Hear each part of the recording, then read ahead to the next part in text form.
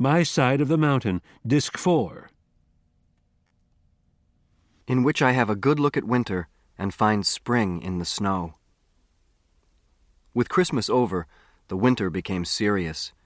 The snows deepened, the wind blew, the temperatures dropped until the air snapped and talked. Never had humanity seemed so far away as it did in those cold, still months of January, February, and March. I wandered the snowy crags, listening to the language of the birds by day and to the noises of the weather by night. The wind howled, the snow avalanched, and the air creaked. I slept, ate, played my reed whistle, and talked to Frightful. To be relaxed, warm, and part of the winter wilderness is an unforgettable experience. I was in excellent condition. Not a cold, not a sniffle, not a moment of fatigue. I enjoyed the feeling that I could eat, sleep, and be warm, and outwit the storms that blasted the mountains and the sub-zero temperatures that numbed them. It snowed on. I plowed through drifts and stamped paths until eventually it occurred to me that I had all the materials to make snowshoes for easier traveling. Here are the snowshoe notes. I made slats out of ash saplings, whittling them thin enough to bow. I soaked them in water to make them bend more easily, looped the two ends together, and wound them with hide. With my penknife, I made holes an inch apart all around the loop. I strung deer hide crisscross through the loops. I made a loop of hide to hold my toe and straps to tie the shoes on. When I first walked in these shoes, I tripped on my toes and fell, but by the end of the first day, I could walk from the tree to the gorge in half the time. I lived close to the weather. It's surprising how you watch it when you live in it. Not a cloud passed unnoticed, not a wind blew untested. I knew the moods of the snowstorms, where they came from, their shapes and colors. When the sun shone, I took Frightful to the meadow and we slid down the mountain on my snapping turtle shell sled. She really didn't care much for this. When the winds changed and the air smelled like snow, I'd stay in my tree, because I'd gotten lost in a blizzard one afternoon and had had to hole up in a rock ledge until I could see where I was going. That day, the winds were so strong I couldn't push against them, so I crawled under the ledge.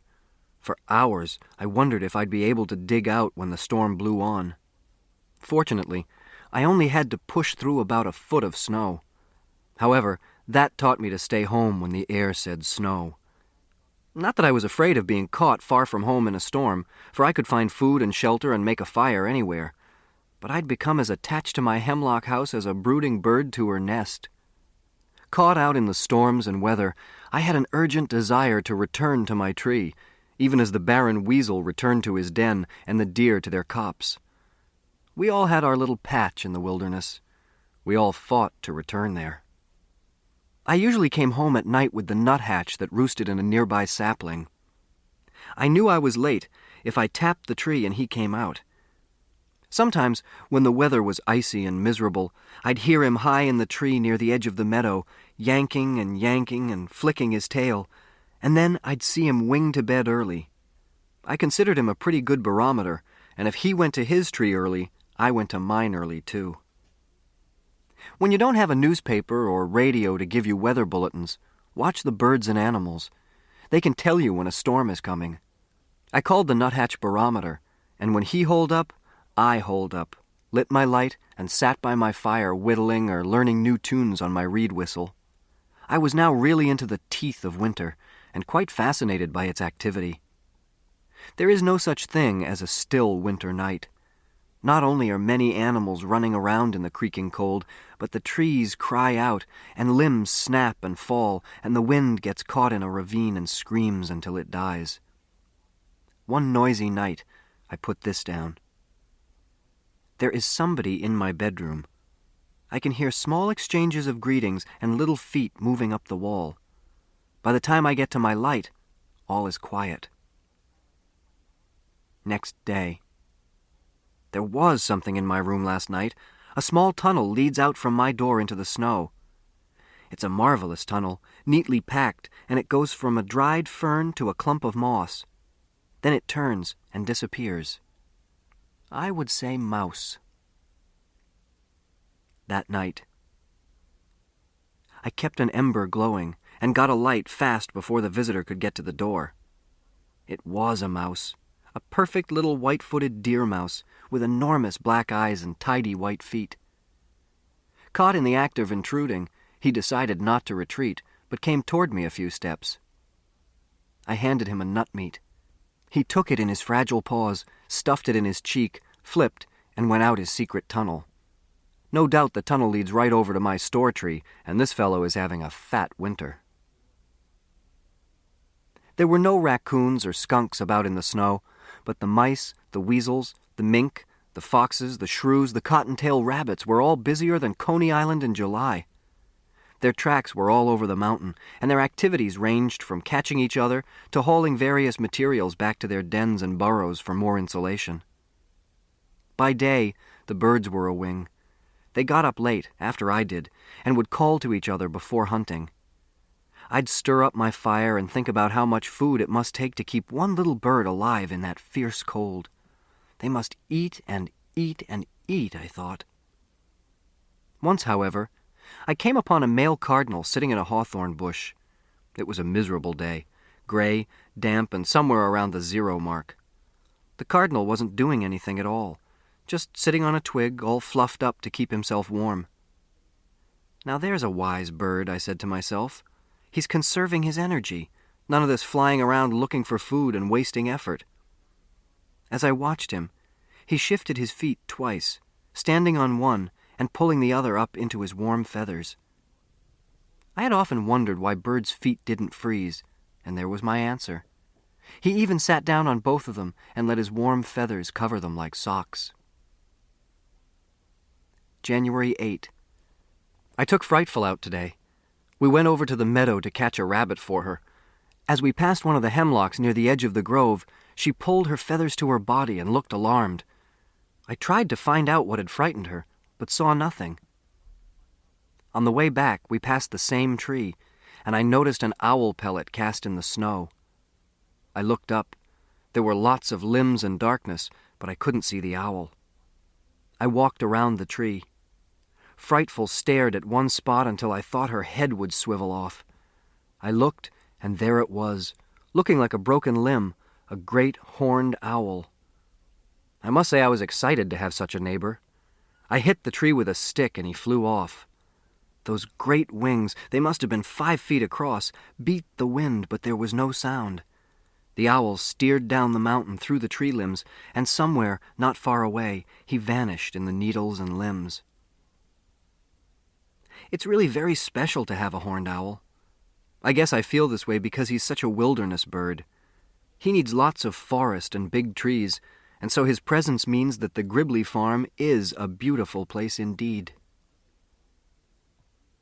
One week, the weather gave a little to the sun, and snow melted, and limbs dumped their loads and popped up into the air. I thought I'd try to make an igloo. I was cutting big blocks of snow and putting them in a circle. Frightful was dozing with her face in the sun, and the tree sparrows were raiding the hemlock cones. I worked and hummed, and didn't notice the gray sheet of cloud that was sneaking up the mountain from the northwest. It covered the sun suddenly. I realized the air was damp enough to wring. I could stay as warm as a bug if I didn't get wet, so I looked at the drab mess in the sky, whistled for Frightful, and started back to the tree. We holed up just as Barometer was yanking his way home, and it was none too soon.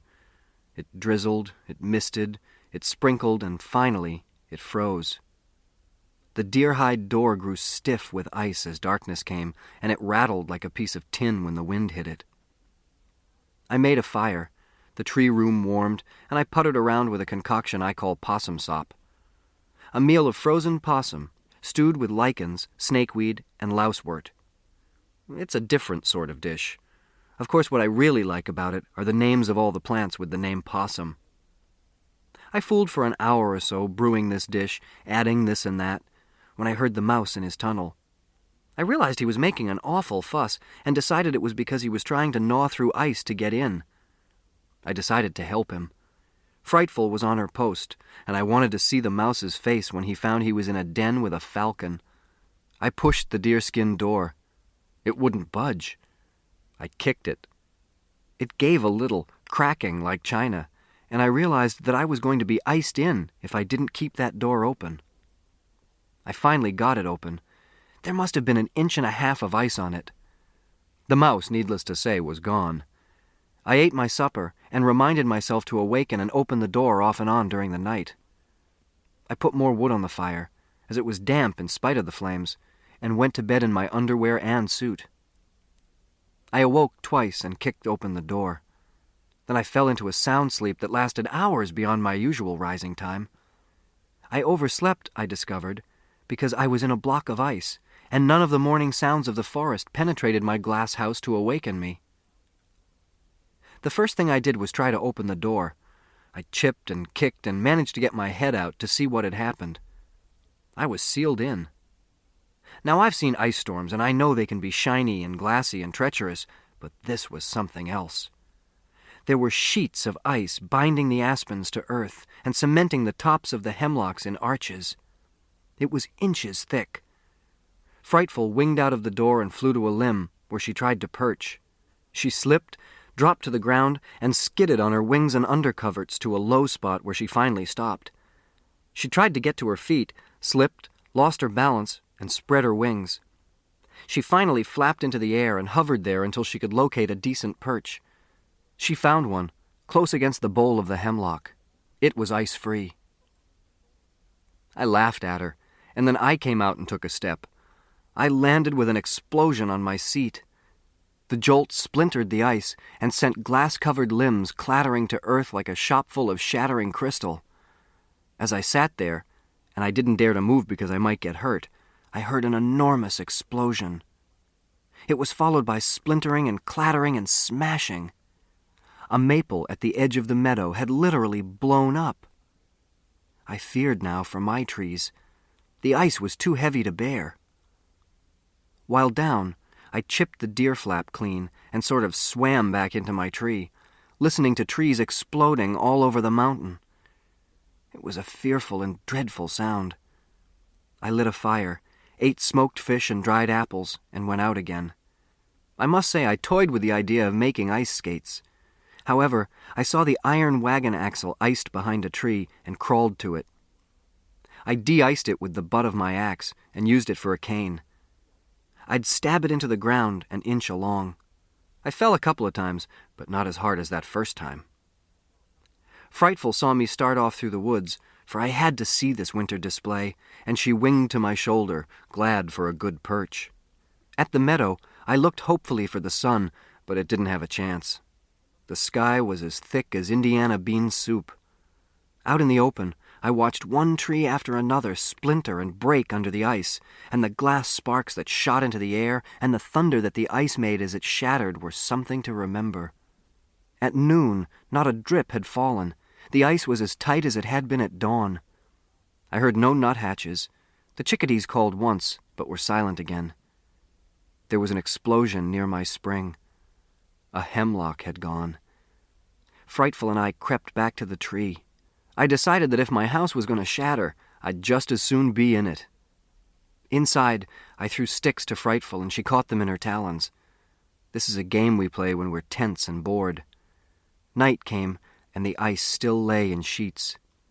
We slept to the occasional boom of breaking trees, although the explosions weren't as frequent.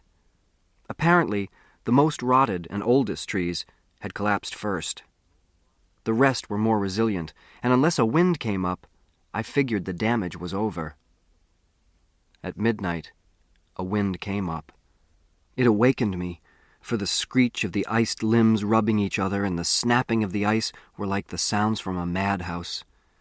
I listened, decided there was nothing I could do, buried my head under the deer hide, and went back to sleep. Around 6 or 7 I heard Barometer, the nuthatch. He yanked as he went food hunting through the hemlock grove. I jumped up and looked out. The sun had come through, and the forest sparkled and shone in cruel splendor. That day I heard the drip, drip begin, and by evening some of the trees had dumped their loads and were slowly lifting themselves to their feet, so to speak. The aspens and birch trees, however, were still bent like Indian bows. 3 days later, the forest arose, the ice melted, and for about a day or so we had warm, glorious weather. The mountain was a mess. Broken trees, fallen limbs were everywhere. I felt badly about the ruins until I thought that this had been happening to the mountain for thousands of years, and the trees were still there, as were the animals and birds. The birds were starved, and many had died. I found their cold little bodies under bushes, and one stiff chickadee in a cavity. Its foot was drawn into its feathers were fluffed. Frightful ate old frozen muskrat during those days. We couldn't kick up a rabbit or even a mouse. They were in the snow under the ice, waiting it out. I suppose the mice went right on tunneling to the grasses and the mosses and had no trouble staying alive, but I did wonder how the barren weasel was doing. I needn't have. Here are some notes about him. I shouldn't have worried about the barren weasel. He appeared after the ice storm, looking sleek and pleased with himself. I think he dined royally on the many dying animals and birds. In any event, he was full of pep and ran up the hemlock to chase Frightful off her perch. That Baron. It's a good thing I don't have to tie Frightful much anymore, or he'd certainly try to kill her. He still attacks me, more for the fun of being sent sprawling out into the snow than for food, for he hasn't put his teeth in my trousers for months. January was a fierce month. After the ice storm came more snow. The mountaintop was never free of it. The gorge was blocked. Only on the warmest days could I hear, deep under the ice, the trickle of water seeping over the falls. I still had food, but it was getting low. All the fresh frozen venison was gone, and most of the bulbs and tubers. I longed for just a simple dandelion green. Toward the end of January, I began to feel tired, and my elbows and knees were a little stiff. This worried me. I figured it was due to some vitamin I wasn't getting, but I couldn't remember which vitamin it was or even where I would find it if I could remember it. One morning my nose bled. It frightened me a bit, and I wondered if I shouldn't hike to the library and reread the material on vitamins. It didn't last long, however, so I figured it wasn't too serious. I decided I'd live until the greens came to the land, for I was of the opinion that since I had had nothing green for months, that was probably the trouble. On that same day, Frightful caught a rabbit in the meadow. As I cleaned it, the liver suddenly looked so tempting that I could hardly wait to prepare it. For the next week, I craved liver and ate all I could get. The tiredness ended, the bones stopped aching, and I had no more nosebleeds. Hunger is a funny thing. It has a kind of intelligence all its own. I ate liver almost every day until the first plants emerged, and I never had any more trouble. I've looked up vitamins since. I'm not surprised to find that liver is rich in vitamin C. So are citrus fruits and green vegetables, the foods I lacked. Wild plants like sorrel and dock are rich in this vitamin. Even if I'd known this at the time, it would have done me no good, for they were but roots in the earth. As it turned out, liver was the only available source of vitamin C, and on liver I stuffed, without knowing why. So much for my health. I wonder now why I didn't have more trouble than I did, except that my mother worked in a children's hospital during the war, helping to prepare food, and she was conscious of what made up a balanced meal. We heard a lot about it as kids, so I was not unaware that my winter diet was off balance. After that experience, I noticed things in the forest that I hadn't paid any attention to before. A squirrel had stripped the bark off a sapling at the foot of the meadow, leaving it gleaming white. I pondered when I saw it, wondering if he had lacked a vitamin or two and had sought them in the bark. I must admit, I tried a little of the bark myself, but decided that even if it was loaded with vitamins, I preferred liver. I also noticed that the birds would sit in the sun when it favored our mountain with its light, and I, being awfully vitamin-minded at the time, wondered if they were gathering vitamin D. To be on the safe side, in view of this, I sat in the sun too when it was out. So did Frightful. My notes piled up during these months, and my journal of birch bark became a storage problem. I finally took it out of my tree and cached it under a rock ledge nearby. The mice made nests in it, but it held up, even when it got wet. That's one thing about using the products of the forest. They're usually weatherproof. This is important when the weather is as near to you as your skin and as much a part of your life as eating. I was writing more about the animals now and less about myself, which proves I was feeling pretty safe. Here's an interesting entry. February 6. The deer have pressed in all around me. They're hungry. Apparently, they stamp out yards in the valleys where they feed during the dawn and dusk, but many of them climb back to the hemlock grove to hide and sleep for the day. They manage the deep snows so effortlessly on those slender hooves. If I were to know that 1,000,000 years from today, my children's children's children were to live as I'm living in these mountains, I should marry me a wife with slender feet and begin immediately to breed a race with hooves, that the Catskill children of the future might run through the snows and meadows and marshes as easily as the deer. I got to worrying about the deer, and for many days I climbed trees and cut down tender limbs for them.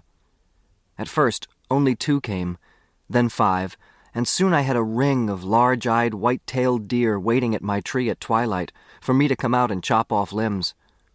I was astonished to see this herd grow and wondered what signals they used to inform each other of my services. Did they smell fatter? Look more contented? Somehow, they were able to tell their friends that there was a free lunch on my side of the mountain, and more arrived.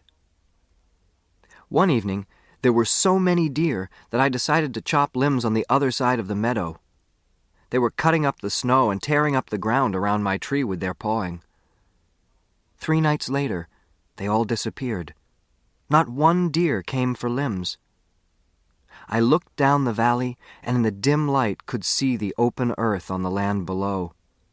The deer could forage again. Spring was coming to the land. My heart beat faster. I think I was trembling. The valley also blurred.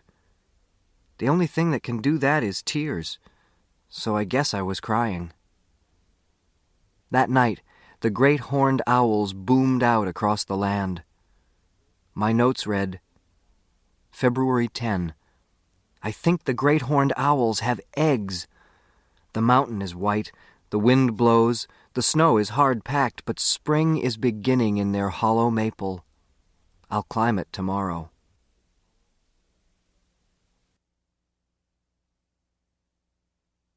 February 12. Yes! It is spring in the maple. 2 great horned owl eggs lie in the cold, snow-rimmed cavity in the broken top of the tree. They were warm to my touch. Eggs in the snow. Now isn't that wonderful? I didn't stay long, for it's bitter weather, and I wanted the female to return immediately. I climbed down, and as I ran off toward my tree, I saw her drift on those muffled wings of the owl through the limbs and branches as she went back to her work. I crawled through the tunnel of ice that leads to my tree now, the wind beating at my back. I spent the evening whittling and thinking about the owl, high in the forest, with the first new life of the spring. And so, with the disappearance of the deer, the hoot of the owl, the cold land began to create new life. Spring is terribly exciting when you're living right in it. I was hungry for green vegetables, and that night, as I went off to sleep, I thought of the pokeweeds, the dandelions, the spring beauties that'd soon be pressing up from the earth. More about the spring and the winter, and the beginning of my story's end.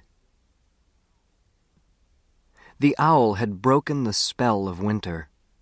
From that time on, things began to happen that you'd have to see to believe.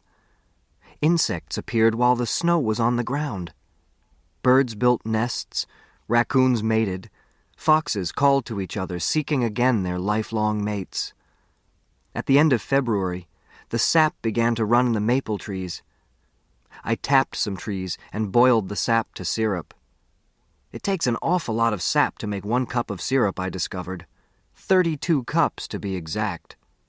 All this, and I was still in my winter fur-lined underwear. 1 or 2 birds returned. The ferns by the protected spring unrolled. Very slowly, but they did. Then the activity gathered momentum, and before I was aware of the change, there were the skunk cabbages poking their funny blooms above the snow in the marsh. I picked some and cooked them, but they aren't any good. A skunk cabbage is a skunk cabbage. From my meadow, I could see the valleys turning green. My mountain was still snow-capped, so I walked into the valleys almost every day to scout them for edible plants. Frightful rode down with me on my shoulder. She knew even better than I that the season had changed, and she watched the sky like radar. No life traveled through that sky world unnoticed by Frightful. I thought she wanted to be free and seek a mate, but I couldn't let her. I still depended upon her talents and company. Furthermore, she was different, and if I did let her go, she probably would have been killed by another female, for Frightful had no territory other than the hemlock patch, and her hunting instincts had been trained for man. She was a captive, not a wild bird, and that's almost another kind of bird. One day, I was in the valley digging tubers and collecting the tiny new dandelion shoots when Frightful saw another duck-hawk and flew from my shoulder like a bolt, pulling the leash from my hand as she went. "Frightful," I called. "You can't leave me now." I whistled, held out a piece of meat, and hoped she wouldn't get her leash caught in a treetop. She hovered above my head, looked at the falcon, and then at my hand, folded her wings, and dropped to my fist. "I saw that," a voice said. I spun around to see a young man about my own age shivering at the edge of the woods. "You're the wild boy, aren't you?" I was so astonished to see a human being in all this cold, thawing silence that I just stood and looked at him. When I gathered my wits, I replied, "No, I'm just a citizen." "Oh, gee," he said with disappointment. Then he gave in to the cold and shivered until the twigs around him rattled. He stepped forward. "Well, anyway, I'm Matt Spell. I work after school in the Poughkeepsie New Yorker, a newspaper. I read all the stories about the wild boy who lives in the Catskills, and I thought that if I found him and got a good story, I might get to be a reporter. Have you ever run across him? Is there such a boy?" "Oh, it's all nonsense," I said as I gathered some dry wood and piled it near the edge of the woods. I lit it swiftly, hoping he wouldn't notice the flint and steel. He was so cold and so glad to see the flames that he said nothing. I rolled a log up to the fire for him and shoved it against a tree that was blocked from the raw, biting wind by a stand of hawthorns. He crouched over the flames for a long time, then practically burnt the soles off his shoes warming his feet. He was that miserable. "Why didn't you dress warmer for this kind of a trip?" I asked. "You'll die up here in this damp cold." "I think I am dying," he said, sitting so close to the fire he almost smothered it. He was nice-looking, about 13 or 14, I would have said. He had a good, bold face, blue eyes, hair about the color of my stream in the thaw. Although he was big, he looked like the kind of fellow who didn't know his own strength. I liked Matt. "I've still got a sandwich," he said. "Want half?" "No, thanks," I said. "I brought my lunch." Frightful had been sitting on my shoulder through all this, but now the smoke was bothering her, and she hopped to a higher perch. I still had her on the leash. "There was a bird on your shoulder," Matt said. "He had nice eyes. Do you know him?" "I'm sort of an amateur falconer," I replied. "I come up here to train my bird. It's a she. Frightful is her name." "Does she catch anything?" "Now and then." "How hungry are you?" I asked as his second bite finished the sandwich. "I'm starved, but don't share your lunch. I have some money. Just tell me which road takes you toward Delhi." I stood up and whistled to Frightful. She flew down. I undid her leash from her jesses. I stroked her head for a moment, then threw her into the air and walked out into the field, kicking the brush as I went. I had noticed a lot of rabbit tracks earlier and followed them over the muddy earth as best I could. I kicked up a rabbit, and with a twist, Frightful dropped out of the sky and took it. Roast rabbit is marvelous under any conditions, but when you're cold and hungry, it's superb. Matt enjoyed every bite. I worked on a small portion to be sociable, for I was not especially hungry. I dared not offer him the walnuts in my pocket, for too much had been written about that boy living off nuts. "My whole circulatory system thanks you," Matt said. He meant it, for his hands and feet were now warm, and the blue color had left his lips and was replaced by a good warm red. "By the way, what's your name?" "Sam. Sam Gribley," I said. "Sam, if I could borrow a coat from you, I think I could make it to the bus station without freezing to death. I sure didn't think it would be so much colder in the mountains. I could mail it back to you." "Well," I hesitated, "my house is pretty far from here. I live on the Gribley farm and just come down here now and then to hunt with the falcon. But maybe we could find an old horse blanket or something in one of the deserted barns around here." "Oh, never mind, Sam. I'll run to keep warm. Have you any ideas about this wild boy? Seen anyone that you think the stories might be referring to?" "Let's start toward the road," I said as I stamped out the fire. I wound him through the forest until I was dizzy and he was lost, then headed for the road. At the edge of the woods, I said, "Matt, I have seen that boy." Matt's spell stopped. "Gee, Sam, tell me about him." I could hear paper rattle and saw that Matt's cold hands were not too stiff to write in his notebook. We walked down the road a bit, and then I said, "Well, he ran away from home one day and never went back." "Where does he live? What does he wear?" We sat down on a stone along the edge of the road. It was behind a pine tree and out of the ripping wind. "He lives west of here in a cave. He wears a bearskin coat, has long hair all matted and full of burrs, and according to him he fishes for a living." "You've talked to him?" he asked brightly. "Oh, yes, I talked to him." "Oh, this is great," he wrote furiously. "What color are his eyes?" "I think they're bluish-gray with a little brown in them." "His hair?" "Darkish. I really couldn't tell under all those coontails." "Coontails? Do you suppose he killed them himself?" "No, it looked more like one of those hats you got with cereal box tops." "Well, I won't say anything about it then. Just coontail hat." "Yeah, coontail hat's enough," I agreed. "And I think his shoes were just newspapers tied around his feet. That's good insulation, you know." "Yeah?" Matt wrote that down. "Did he say why he ran away?" "I never asked him. Why does any boy run away?" Matt put his pencil down and thought.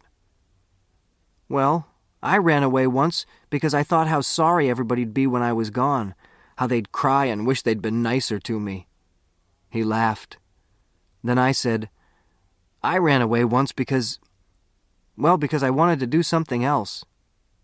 "That's a good reason," said Matt. "Do you suppose that's why... By the way, what's his name?" "I never asked him," I said truthfully. "What do you suppose he really eats and lives on?" asked Matt. "Fish, roots, berries, nuts, rabbits. There's a lot of food around the woods if you look for it, I guess." "Roots? Roots wouldn't be good." "Well, carrots are roots." "By golly, they are. And so are potatoes, sort of." "Fish?" pondered Matt. "I suppose there are lots of fish around here. The streams are full of them." "You've really seen him, huh? He really is in these mountains." "Sure, I've seen him," I said. Finally, I stood up. "I gotta get home. I go the other way. You just follow this road to the town, and I think you can get a bus from there." "Now wait," he said. "Let me read it back to you to check the details." "Sure." Matt stood up, blew on his hands, and read. The wild boy of the Catskills does exist. He has dark brown hair, black eyes, and wears a handsome deerskin suit that he apparently made himself. He is ruddy and in excellent health and is able to build a fire with flint and steel as fast as a man can light a match. His actual dwelling is a secret, but his means of support is a beautiful falcon. The falcon flies off the boy's fist and kills rabbits and pheasants when the boy needs food. He only takes what he needs. The boy's name is not known, but he ran away from home and never went back. "No, Matt, no," I begged. I was about to wrestle it out of him when he said furtively, "I'll make a deal with you. Let me spend my spring vacation with you, and I won't print a word of it. I'll write only what you've told me." I looked at him and decided that it might be nice to have him. I said, "I'll meet you outside town any day you say, providing you let me blindfold you and lead you to my home, and providing you promise not to have a lot of photographers hiding in the woods. Do you know what would happen if you told on me?" "Sure. The newsreels would roll up, the TV cameras would arrive, reporters would hang in the trees, and you'd be famous." "Yes, and back in New York City."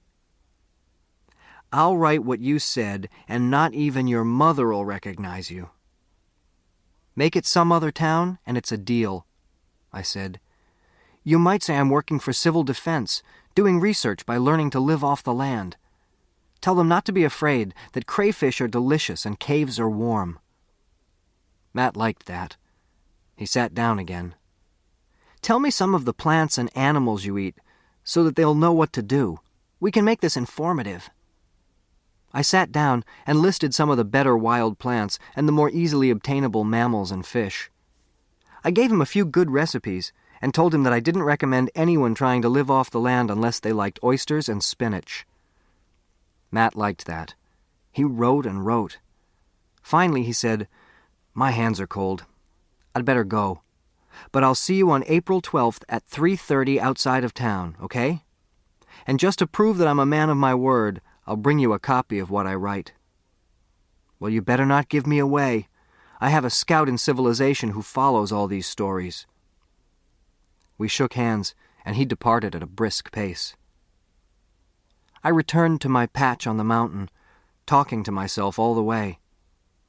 I talk to myself a lot, but everyone does. The human being, even in the midst of people, spends 9/10 of his time alone with the private voices of his own head. Living alone on a mountain isn't much different, except that your speaking voice gets rusty. I talked inside my head all the way home, thinking up schemes, holding conversations with Bando and Dad and Matt Spell. I worded the article for Matt after discussing it with Bando and made it sound very convincing without giving myself up. I kind of wanted to write it down and send it to Matt, but I didn't. I entered my tree, tied frightful to the bedpost, and there was Jesse Coon James. It had been months since I'd seen him. He was curled up on my bed, asleep. A turtle shell that had been full of cracked walnuts was empty beside him.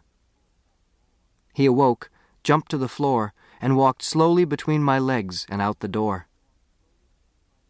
I had the feeling Jesse was hoping I had departed for good and that he could have my den. He was a comfort-loving creature. I was bigger, and my hands were freer than his, so he conceded me the den. I watched him climb over the Baron's rock and shinny up a hemlock. He moved heavily into the limbs, and it occurred to me that Jesse was a she-Jesse, not a he-Jesse. I cooked supper, and then sat down by my little fire and called a forum. It's very sociable inside my head, and I've perfected the art of getting a lot of people arguing together in silence, or in a forum, as I prefer to call it. I can get 4 people all talking at once, and a 5th can be present, but generally I can't get him to talk. Usually these forums discuss such things as a storm and whether or not it's coming, how to make a spring suit, and how to enlarge my house without destroying the life in the tree. Tonight, however, they discussed what to do about Matt Spell. Dad kept telling me to go right down to the city and make sure he published nothing, not even a made-up story. Bando said, "No, it's all right, he still doesn't know where you live." And then Matt walked into the conversation and said he wanted to spend his spring vacation with me, and that he promised not to do anything untoward. Matt kept using untoward. I don't know where he got that expression, but he liked it and kept using it. That's how I knew Matt was speaking. Everything was untoward. That night, I fell asleep with all these people discussing the probability of my being found and hauled back to the city. Suddenly, Frightful broke into the conversation. She said, "Don't let that Matt come up here. He eats too much." That was the first time Frightful had ever talked in a forum. I was delighted, for I was always sure that she had more to say than a few cries. She hadn't missed Matt's appetite. The forum dissolved in a good humor, everyone being delighted with Frightful. I lifted my head to look at her. She had her beak in the feathers of her back, sound asleep. She spoke in my head, however. She said, "You really want to be found, or you wouldn't have told Matt all you did." "I like you better when you don't talk," I said, pulled the deer hide over me, and fell into a deep sleep.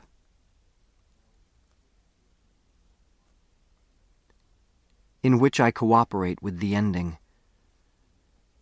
By the middle of March, I could have told you it was spring without looking. Jessie didn't come around anymore. She was fishing the rewarding waters of the open stream. She was returning to a tree hollow full of babies. The Baron Weasel didn't come by. There were salamanders and frogs to keep him busy. The chickadees sang alone, not in a winter group, and the skunks and minks and foxes found food more abundant in the forest than at my treehouse. The circumstances that had brought us all together in the winter were no more. There was food on the land, and the snow was slipping away. By April, I was no longer living off my storehouse. There were bulbs, tubers, and greens to be had. Meals were varied once more. There were frogs' legs, eggs, and turtle soup on my table. I took my baths in the spring again, rather than in the turtle shell with warmed-over snow.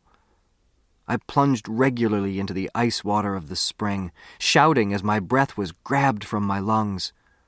I scrubbed, ran from my tree, and dried myself before the fire, shouting as I stepped into my clothes. Then I'd sing. I made up a lot of nice songs after my bath, one of which I taught to a man who was hiking along the top of the gorge one day. He said his name was Aaron, and he was quiet and tall. I found him sitting on the edge of the cliff, looking across the valley. He was humming little tunes. He had a sad smile that never went away. I knew I wouldn't have to hide from him, just by looking at him, so I walked up and sat down beside him. I taught him my cold water song. I learned he wrote songs, and that he was from New York. He had come to the Catskills for the Passover festivities and had wandered off for the day. He was about to go back when I sat down and said, "I heard you humming." "Yes," he said, "I hum a good deal. Can you hum?" "Yes," I replied, "I can hum. I hum a good deal too, and even sing, especially when I get out of the spring in the morning. Then I really sing aloud." "Let's hear you sing aloud." So I said, feeling very relaxed with the sun shining on my head, "All right, I'll sing you my cold water song." "I like that," Aaron said. "Sing it again." So I did. "Let me suggest a few changes." He changed a few words to fit the tune, and the tune to fit the words, and then we both sang it. "Mind if I use the hum-hum-hum-diddy part?" he asked presently. "You can use it all," I said. "Tunes are free up here. I got that from the red-eyed vireo." He sat up and said, "What other songs are sung up here?" I whistled him the high chickadee song of the black-capped Mr. Brackett and the waterfall song of the wood thrush. He took out a card, lined it with 5 lines, and wrote in little marks. I stretched back in the sun and hummed the song of the brown thrasher and of Barometer the nuthatch. Then I boomed out the song of the great horned owl and stopped. "That's enough, isn't it?" I asked. "I guess so." He lay back and stretched, looked into the leaves and said, "If I do something with this, I'll come back and play it to you. I'll bring my portable organ." "Fine," I said. Then, after a drowsy pause, he said, "Will you be around these parts this summer?" "I'll be around," I said. Aaron fell asleep, and I rolled over in the sun. I liked him. He hadn't asked me one personal question. Oddly enough, I wasn't sure whether that made me glad or not. Then I thought of the words Frightful had spoken in my head. "You want to be found," and I began to wonder. I had sought out a human being. This wouldn't have happened a year ago. I fell asleep. When I awoke, Aaron was gone and Frightful was circling me. She saw me stir, swooped in, and sat on a rock beside me. I said hi, but didn't get up, just lay still listening to the birds, the snips and sputs of insects moving in the dry leaves, and the air stirring the newly leafing trees. Nothing went on in my head. It was comfortably blank. I knew the pleasures of the lizard on the log who knows where his next meal is coming from. I also knew his boredom. After an hour, I did have a thought. Aaron had said that he was up in the Catskills for Passover. Then it must also be near Easter, and Matt would be coming soon. I hadn't counted notches in weeks.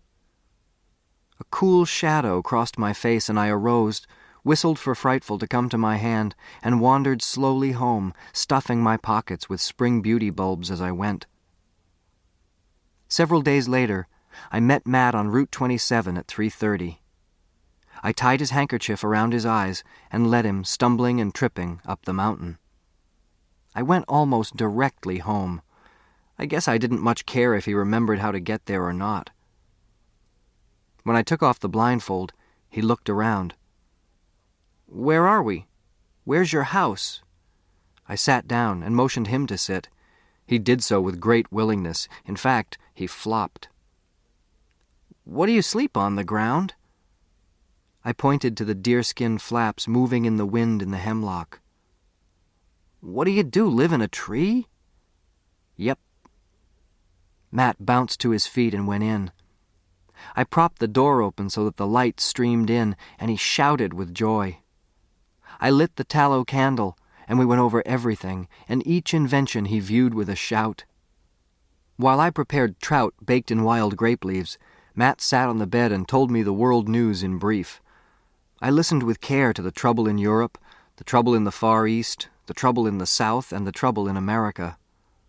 Also to a few sensational murders, some ball scores, and his report card. "It all proves my point," I said sagely. "People live too close together." "Is that why you're here?" "Well, not exactly. The main reason is that I don't like to be dependent, particularly on electricity, rails, steam, oil, coal, machines, and all those things that can go wrong." "Well, is that why you're up here?" "Well, not exactly. Some men climbed Mount Everest because it was there. Here is a wilderness." "Is that why?" "Aw, come on, Matt. See that falcon? Hear those white-throated sparrows? Smell that skunk? Well, the falcon takes the sky. The white-throated sparrow takes the low bushes. The skunk takes the earth. You take the newspaper office. I take the woods." "Don't you get lonely?" "Lonely? I've hardly had a quiet moment since arriving. Stop being a reporter and let's eat. Besides, there are people in the city who are lonelier than I." "Okay, let's eat." "This is good. Darn good. In fact, the best meal I've ever eaten." He ate and stopped asking questions. We spent the next week fishing, hunting, trapping, gathering greens and bulbs. Matt talked less and less, slept, hiked, and pondered. He also ate well and kept Frightful very busy. He made himself a pair of moccasins out of deer hide and a hat that I can't even describe. We didn't have a mirror, so he never knew how it looked, but I can say this. When I happened to meet him as we came fishing along a stream bed, I was always startled. I never did get used to that hat. Toward the end of the week, Who should we find sleeping in my bed after returning from a fishing trip but Bando? Spring vacation, he said. That night, we played our reed whistles for Matt by an outdoor fire. It was that warm. Matt and Bando also decided to make a guest house out of one of the other trees. I said, yes, let's, because I felt that way, although I knew what it meant. A guest house meant I was no longer a runaway. I was no longer hiding in the wilderness. I was living in the woods like anyone else lives in a house. People drop by, neighbors come for dinner. There were 3 meals to get, the shopping to do, the cleaning to accomplish. I felt exactly as I felt when I was home. The only difference was that I was a little harder to visit out here, but not too hard. There sat Matt and Bando. We all burned and dug out another hemlock. I worked with them, wondering what was happening to me. Why didn't I cry no? What made me happily build a city in the forest, because that's what we were doing. When the tree was done, Bando had discovered that the sap was running in willow trees and the limbs were just right for slide whistles. He spent the evening making us trombones. We played them together. That word, together. Maybe that was the answer to the city. Matt said rather uncomfortably just before bedtime, "There may be some photographers in these hills." "Matt," I hardly protested, "what did you write?" It was Bando who pulled out the article. He read it, a few follow-ups, and comments from many other papers. Then he leaned back against the leaning tree, as it had come to be, and puffed silently on his pipe. "Let's face it, Thoreau, you can't live in America today and be quietly different. If you're going to be different, you're going to stand out, and people are going to hear about you. And in your case, if they hear about you, they'll remove you to the city or move to you, and you won't be different anymore." A pause. "Did the owls nest, Thoreau?" I told him about the owls and how the young played around the hemlock, and then we went to bed a little sad, all of us. Time was running out. Matt had to return to school, and Bando stayed on to help burn out another tree for another guest house. We chopped off the blackened wood, made one bed, and started the second before he had to return to his teaching. I wasn't alone long. Mr. Jacket found me. I was out on the raft trying to catch an enormous snapping turtle. It would take my line, but when I got its head above water, it would eye me with those cold, ancient eyes and let go. Frightful was nearby. I was making a noose to throw over the turtle's head the next time it surfaced when Frightful lit on my shoulder with a thud and a hard grip. She was drawn up and tense, which in her language said people, so I wasn't surprised to hear a voice call from across the stream. "Hi, Daniel Boone. What are you doing?" There stood Mr. Jacket. "I'm trying to get this whale of a snapper," I said in such an ordinary voice that it was dull. I went on with the noose making, and he called to me, "Hit it with a club." I still couldn't catch the old tiger, so I rafted to shore and got Mr. Jacket.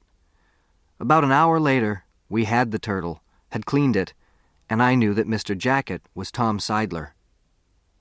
"Come on up to the house," I said, and he came on up to the house, and it was just like after school on 3rd Avenue.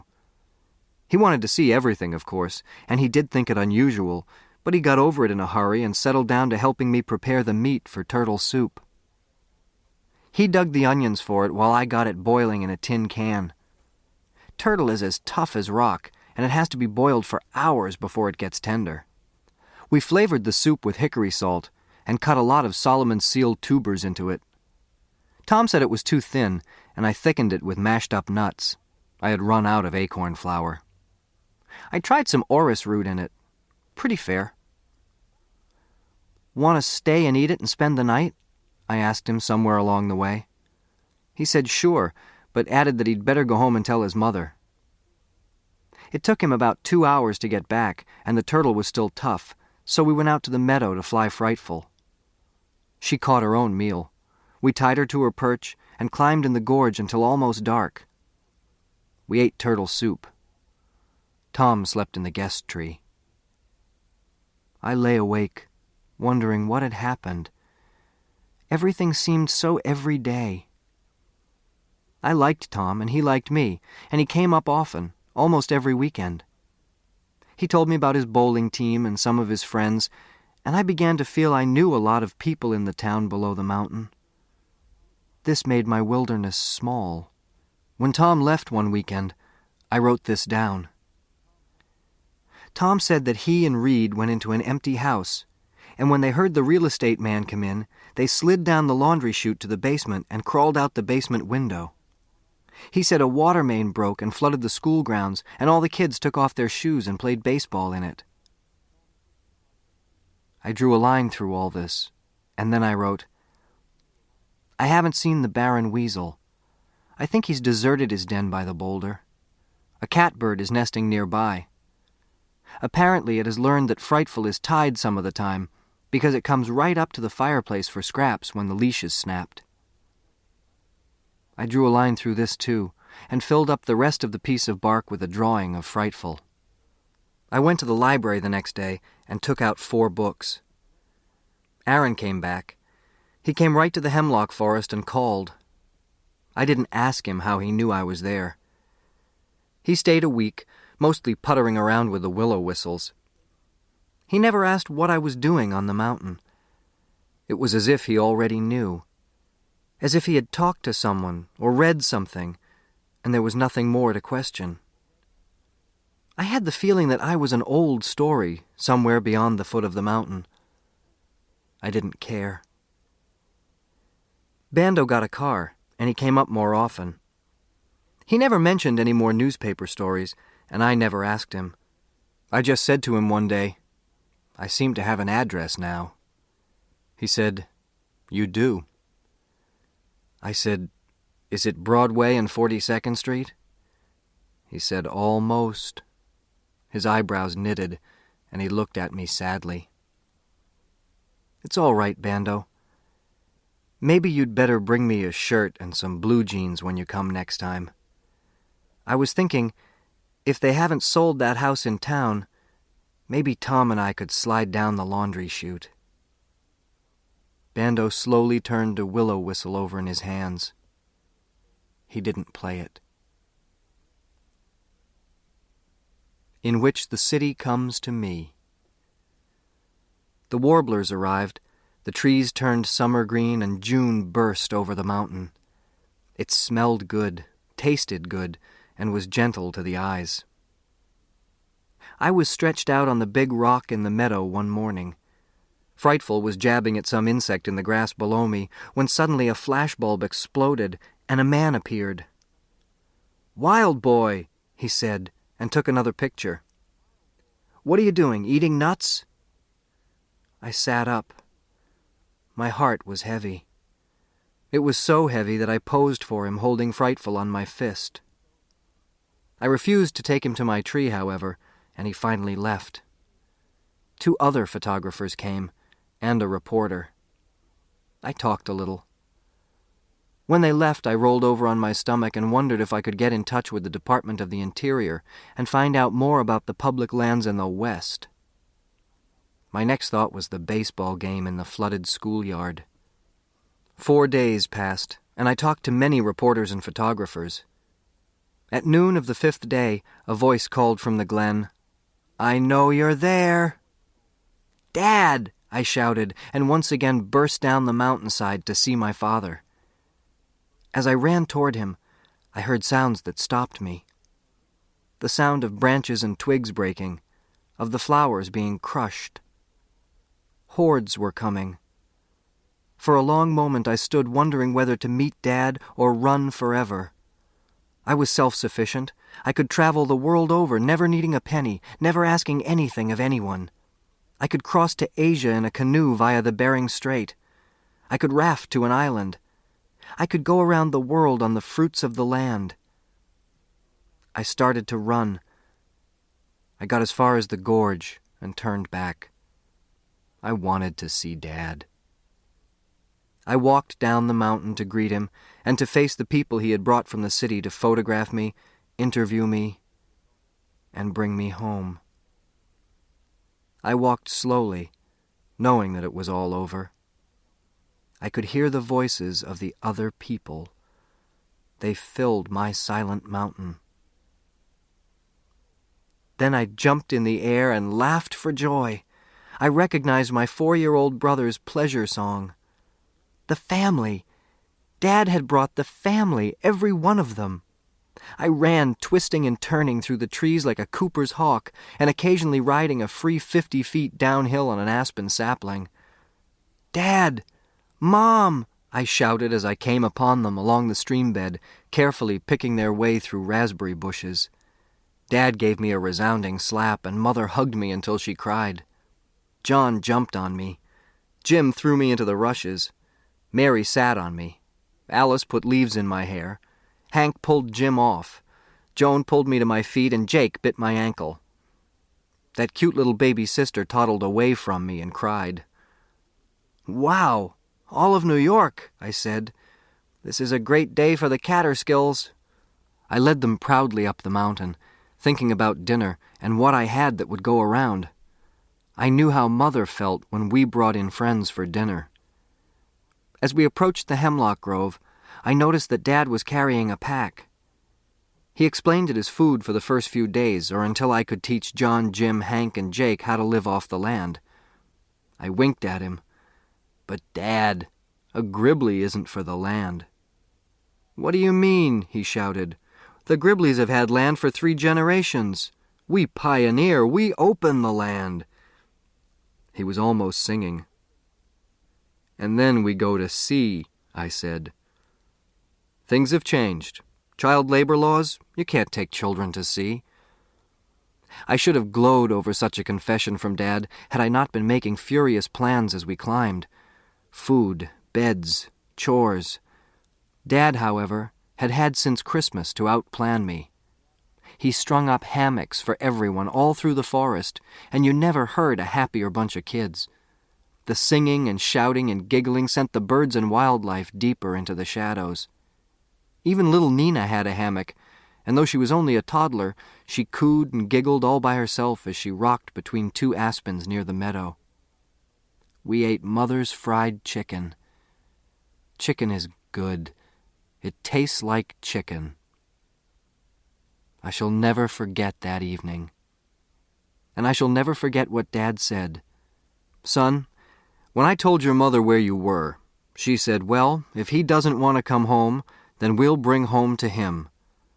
And that's why we're all here." I was stunned. I was beginning to realize that this wasn't an overnight camping trip, but a permanent arrangement.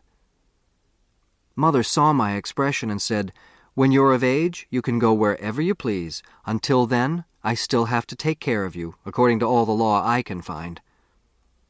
She put her arm around me and we rocked ever so slightly. "Besides, I'm not a Gribbly. I'm a Stewart, and the Stewarts loved the land." She looked at the mountain and the meadow and the gorge, and I felt her feet squeeze into the earth and take root. The next day, I took John, Jim, and Hank out into the mountain meadows with Frightful to see if we couldn't round up enough food to feed this city of people. We did pretty well.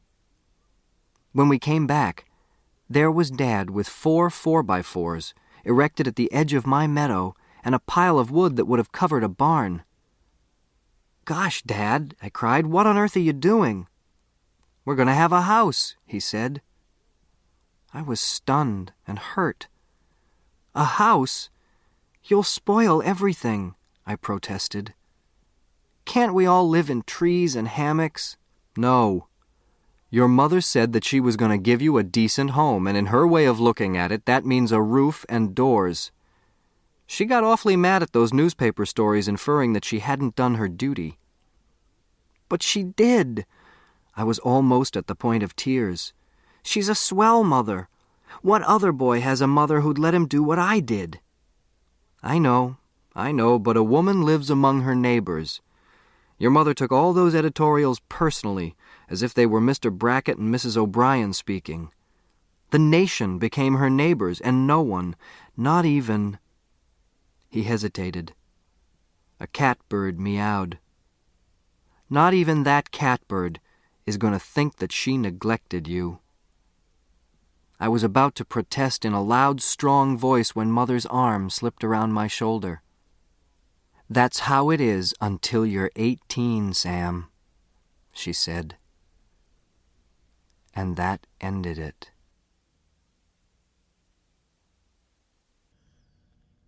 The End. You've been listening to My Side of the Mountain by Jean Craighead George, narrated by Jeff Woodman. This work, copyrighted 1959-1988 by Jean Craighead George, is recorded by arrangement with Dutton Children's Books, a division of Penguin, USA. This recording is copyrighted 1994 by Recorded Books. You'll find a wide selection of titles in the Recorded Books catalog, including bestsellers, mysteries, classics, histories, and more. So to order another recorded book, or for a copy of our latest listing, please call us using the toll-free number found on the back of the book. You can order by phone with any major credit card, or by writing to us, or by faxing us. Don't forget to ask about easy 30-day rentals by mail. On our website, you can browse the catalog, hear about the latest releases, place orders, or tune into narrator profiles and author interviews. So visit us there at www.recordedbooks.com. And thank you for being a Recorded Books reader.